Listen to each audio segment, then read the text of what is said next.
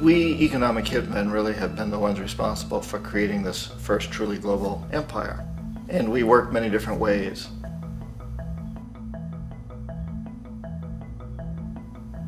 But perhaps the most common is that we will identify a country that has resources our corporations covet, like oil, and then arrange a huge loan to that country from the World Bank or one of its sister organizations. But the money never actually goes to the country. Instead, it goes to our big corporations to build infrastructure projects in that country, power plants, industrial parks, ports, things that benefit a few rich people in that country, in addition to our corporations, but really don't help the majority of the people at all. However, those people, the whole country is left holding a huge debt. It's such a big debt they can't repay it, and that's part of the plan, that they can't repay it. And so at some point, we economic hitmen go back to them and say, listen, you owe us a lot of money, can't pay your debt, so sell your oil real cheap to our oil companies. Allow us to build a military base in your country, or send troops in support of ours to someplace in the world like Iraq, or vote with us on the next UN vote. To have their electric utility company privatized and their water and sewage system privatized and sold to U.S. corporations or other multinational corporations. So there was that whole mushrooming thing, and it's so typical of the way the IMF and the World Bank work, that you put a country in debt, it's such a big debt it can't pay it, and then you offer to refinance that debt and pay even more interest. And you demand this quid pro quo, which you call a conditionality or good governance, which means basically that they've got to sell off their resources, including many of their social services, their utility companies, their school systems sometimes, their penal systems, their insurance systems, to foreign corporations. So it's a double, triple, quadruple whammy. The precedent for economic hitmen really began back in the early 50s when democratically elected Mossadegh, who was elected in Iran, he was considered to be the hope for democracy in the Middle East and around the world. He was Time Magazine's Man of the Year. But one of the things that he'd run on and began to implement was the idea that foreign oil companies needed to pay the Iranian people a lot more for the oil that they were taking out of Iran. The Iranian people should benefit from their own oil. Strange policy. We didn't like that, of course. But we were afraid to do what we normally were doing, which was to send in the military. Instead, we sent in one CIA agent, Kermit Roosevelt, Teddy Roosevelt's relative. And Kermit went in with a few $1 million and was very, very effective and efficient. And in a short amount of time, he managed to get Mossadegh overthrown and brought in the Shah of Iran to replace him, who always was favorable to oil. And it was extremely effective. Bombs overflow Tehran. Army officers shout that Mossadegh has surrendered and his regime as virtual dictator of Iran is ended. Pictures of the Shah are paraded through the streets as sentiment reverses. The Shah is welcomed home. So back here in the United States, in Washington, people looked around and said, wow, that was easy and cheap. So this established a whole new way of manipulating countries, of creating empire. The only problem with Roosevelt was that he was a card-carrying CIA agent, and had he been caught, the ramifications could have been pretty serious. So very quickly at that point, the decision was made to use private consultants to channel the money through the World Bank or the IMF or one of the other such agencies, to bring in people like me who worked for private companies, so that if we got caught, there would be no governmental ramifications.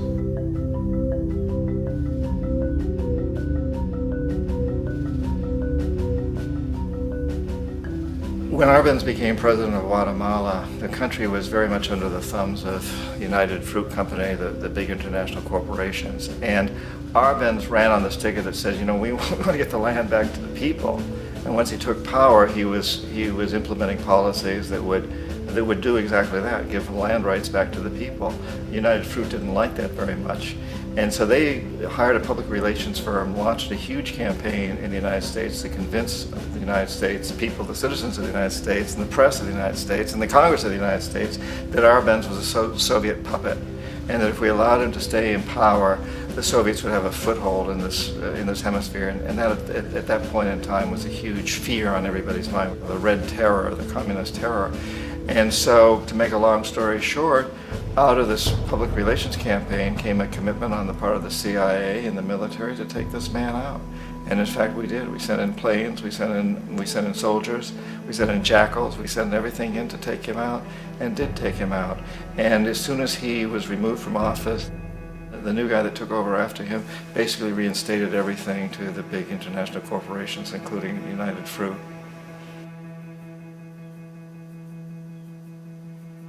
Ecuador for many, many years had been ruled by pro-US dictators, often relatively brutal. Then it was decided that they were going to have a truly democratic election. Jaime Roldos ran for office, and his main goal, he said, as president would be to make sure that Ecuador's resources were used to help the people.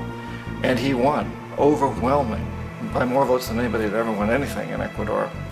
And he began to implement these policies to make sure that the profits from oil went to help the people. Well, we didn't like that in the United States. I was sent down as one of several economic hitmen to change Roldos, to corrupt him, to bring him around, to let him know, okay, you can get very rich, you and your family, if you play our game, but if you continue to try to keep these policies you've promised, you're going to go. He wouldn't listen. He was assassinated.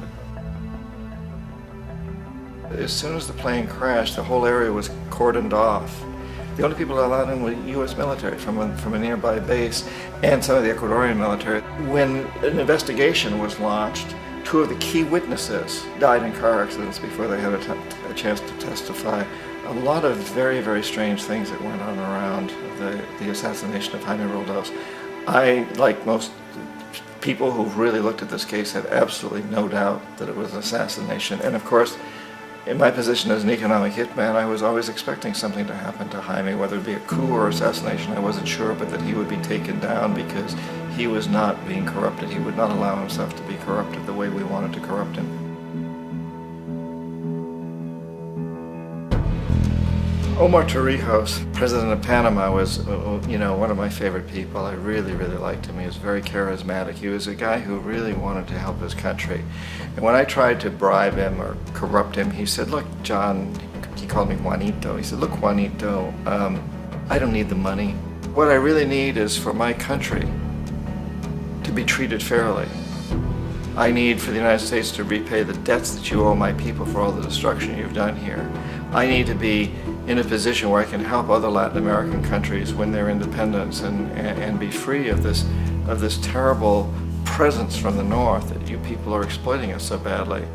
I need to have the Panama Canal back in the hands of the Panamanian people. That's what I want. And so, leave me alone. Don't try to bribe me. It was 1981, and in May, Jaime Roldos was assassinated. And Omar was very aware of this. Torrijos got his family together and he said, I'm probably next, but it's okay because I've done what I came here to do. I've renegotiated the canal. The canal will now be in our hands. He just finished negotiating the treaty with Jimmy Carter. In June of that same year, just a couple of months later, he also went down in an airplane crash, which there's no question was executed by CIA-sponsored jackals. Tremendous amount of evidence that one of Torrijos' security guards handed him at the last moment as he was getting on the plane a tape recorder, a small tape recorder that contained a bomb.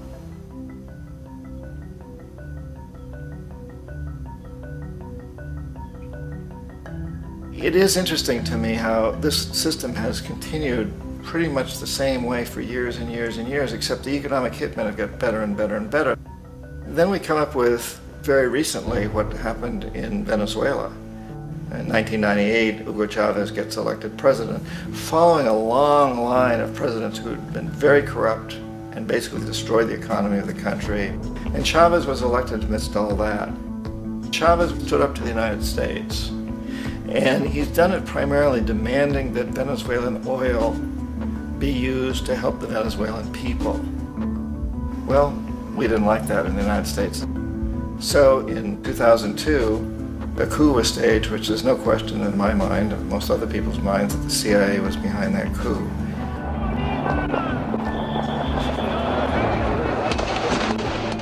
The way that that coup was fomented was very reflective of what Kermit Roosevelt had done in Iran, of paying people to go out into the streets, to riot, to protest, to say this Chavez is very unpopular. You know, if you can get a few thousand people to do that, television can make it look like it's the whole country, and things start to mushroom.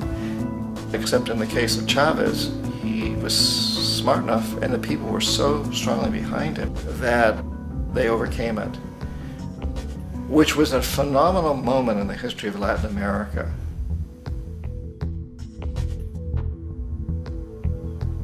Iraq actually is a perfect example of the way the whole system works. So we economic hitmen are the first line of defense. We go in and we try to corrupt governments and get them to accept these huge loans, which we then use as leverage to basically own them.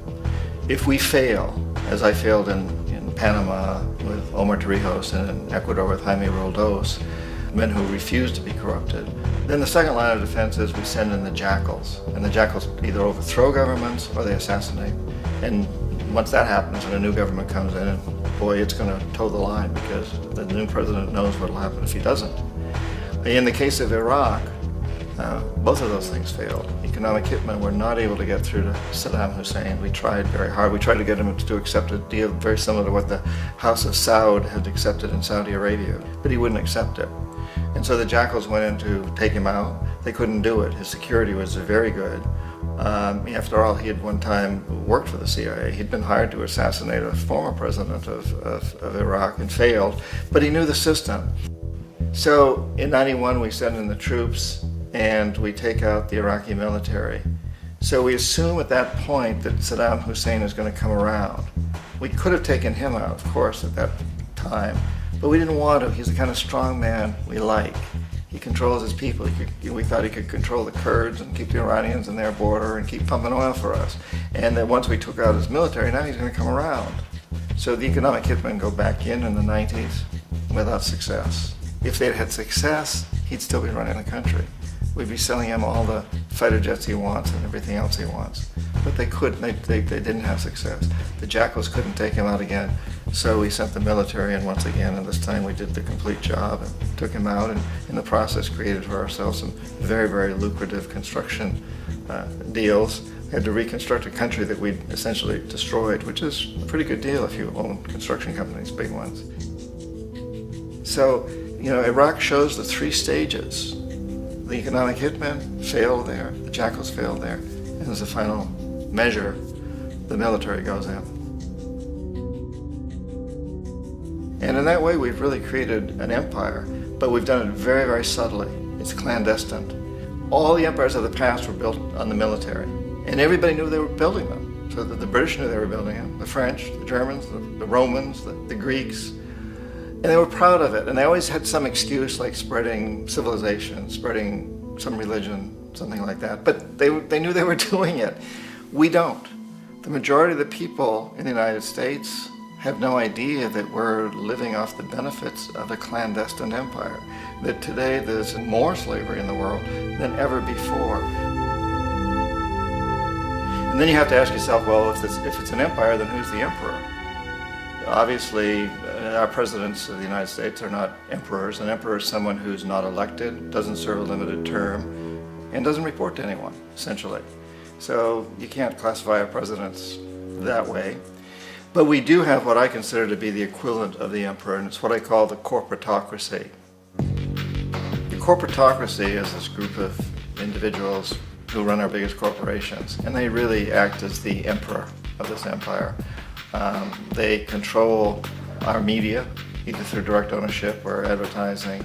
They control most of our politicians because they finance their campaigns, either through their corporations or through personal contributions that come out of the corporations. They're not elected, they don't serve a limited term, they don't report to anybody. And at the very top of the corporatocracy, you really can't tell whether a person's working for a private corporation or the government because they're always moving back and forth. So, you know, you've got a guy who one moment is the president of a big construction company like Halliburton, and the next moment he's vice president of the United States, or the president who is in the oil business. And this is true whether you've got Democrats or Republicans in the office. You have the moving back and forth through the revolving door. And in a way, our government is invisible a lot of the time, and its policies are carried out by our corporations on one level or another. And then again, the policies of the government are basically forged by the corporatocracy and then presented to the government. They become government policy. So it's an incredibly cozy relationship. This isn't a conspiracy theory type of thing. These people don't have to get together and plot to do things. They all basically work under one primary assumption, and that is that they must maximize profits regardless of the social and environmental costs.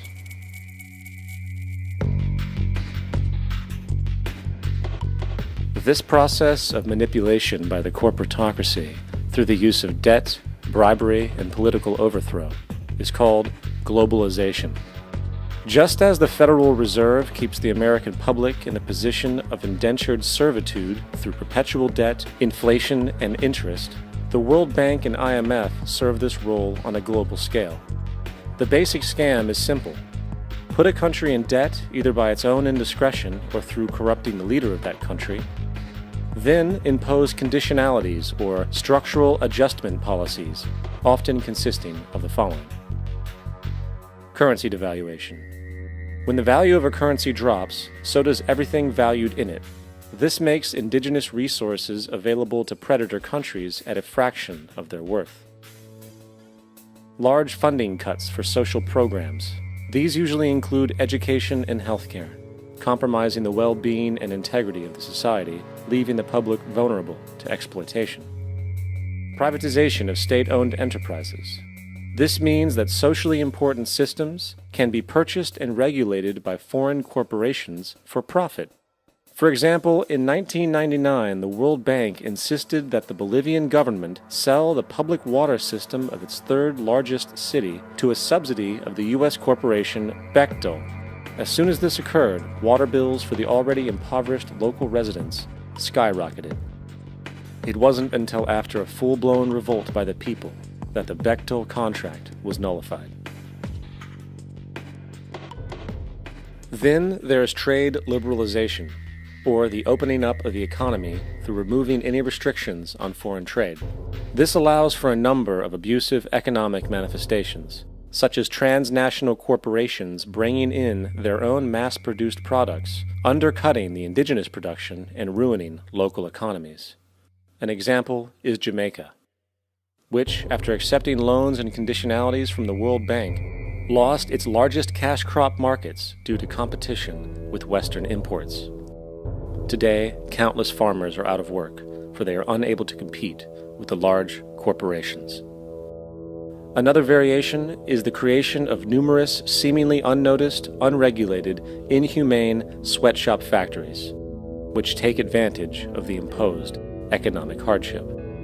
Additionally, due to production deregulation, environmental destruction is perpetual, as a country's resources are often exploited by the indifferent corporations while outputting large amounts of deliberate pollution.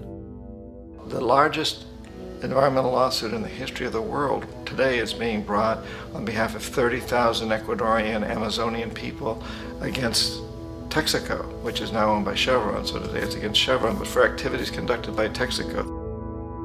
Estimated to be more than 18 times what the Exxon Valdez dumped into the coast of Alaska.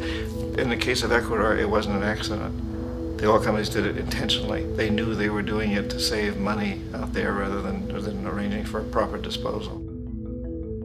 Furthermore, a cursory glance at the performance record of the World Bank reveals that the institution, which publicly claims to help poor countries develop and alleviate poverty, has done nothing but increase poverty and the wealth gap, while corporate profits soar. In 1960, the income gap between the fifth of the world's people in the richest countries versus the fifth in the poorest countries was 30 to 1. By 1998, it was 74 to 1. While global GNP rose 40% between 1970 and 1985, those in poverty actually increased by 17%. While from 1985 to 2000, those living on less than $1 a day increased by 18%.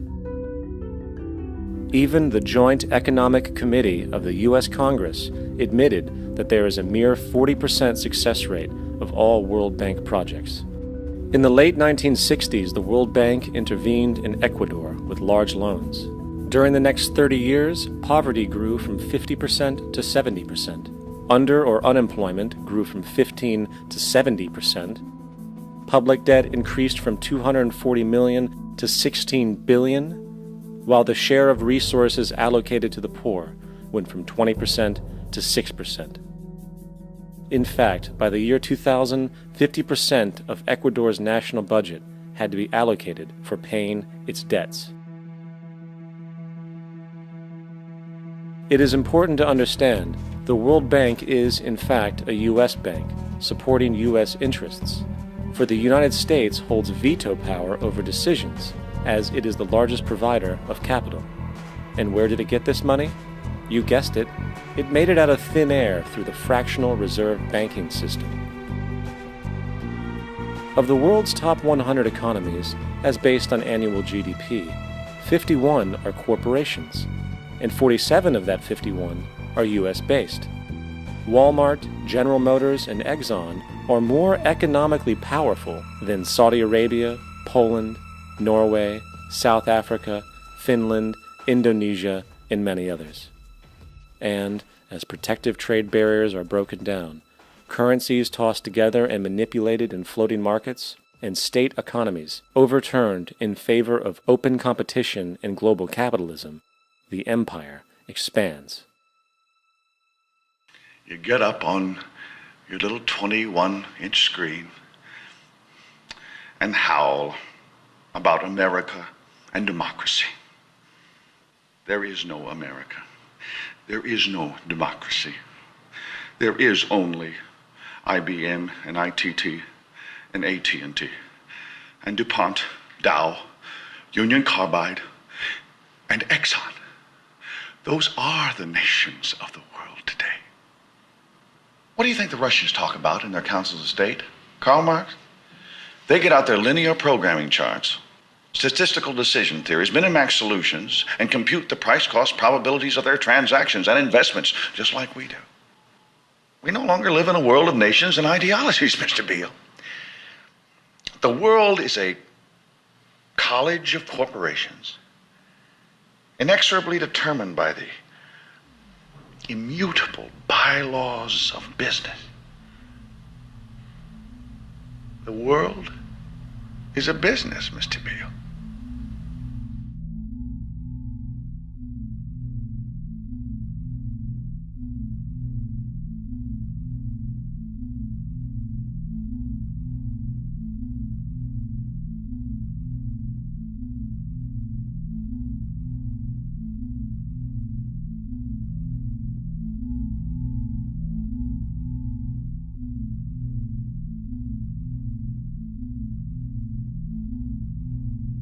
The world is being taken over by a handful of business powers who dominate the natural resources we need to live while controlling the money we need to obtain these resources. The end result will be world monopoly, based not on human life, but financial and corporate power. And as the inequality grows, naturally more and more people are becoming desperate. So the establishment was forced to come up with a new way to deal with anyone who challenges the system.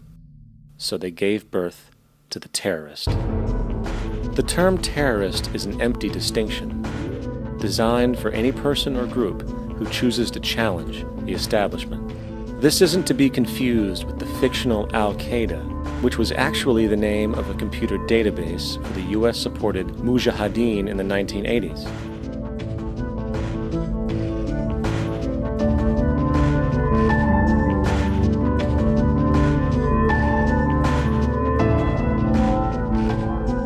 In 2007, the Department of Defense received $161.8 billion for the so-called global war on terrorism. According to the National Counterterrorism Center, in 2004, roughly 2,000 people were killed internationally due to supposed terrorist acts.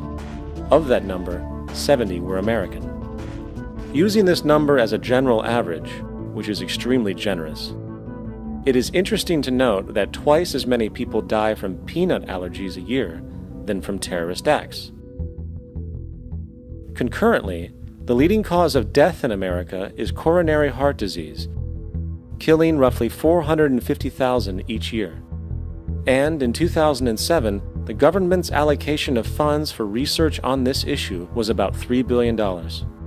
This means that the U.S. government in 2007 spent 54 times the amount for preventing terrorism than it spent for preventing a disease which kills 6,600 times more people annually than terrorism does. Yet, as the name terrorism and Al-Qaeda are arbitrarily stamped on every news report relating to any action taken against U.S. interests, the myth grows wider. In mid-2008, the U.S. Attorney General actually proposed that the U.S. Congress officially declare war against the fantasy.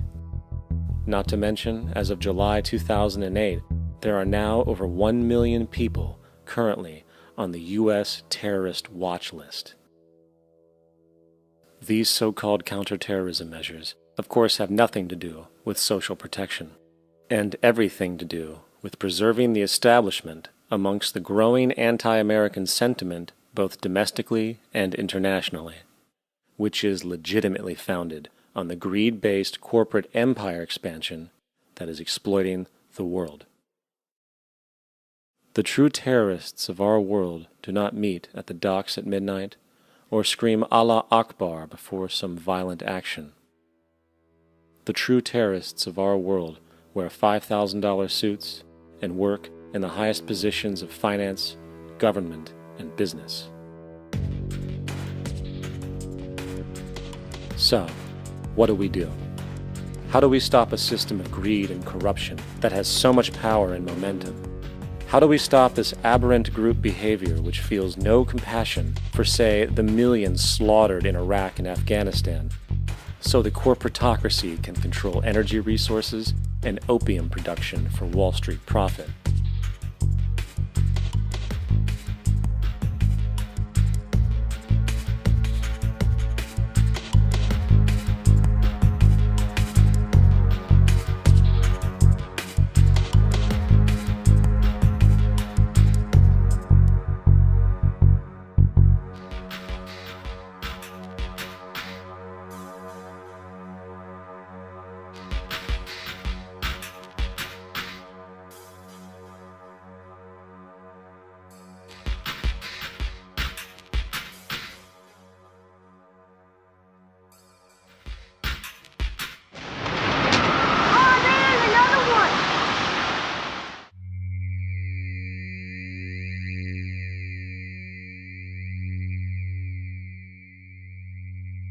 How do we stop a system of greed and corruption that condemns poor populations to sweatshop slavery for the benefit of Madison Avenue?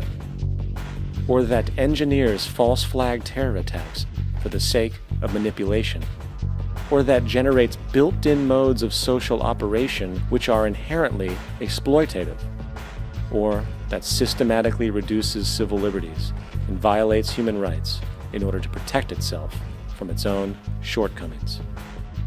How do we deal with the numerous covert institutions, such as the Council on Foreign Relations, the Trilateral Commission, and the Bilderberg Group, and other undemocratically elected groups which, behind closed doors, collude to control the political, financial, social, and environmental elements of our lives? In order to find the answer, we must first find the true underlying cause. For the fact is, the selfish, corrupt, power, and profit-based groups are not the true source of the problem. They are symptoms.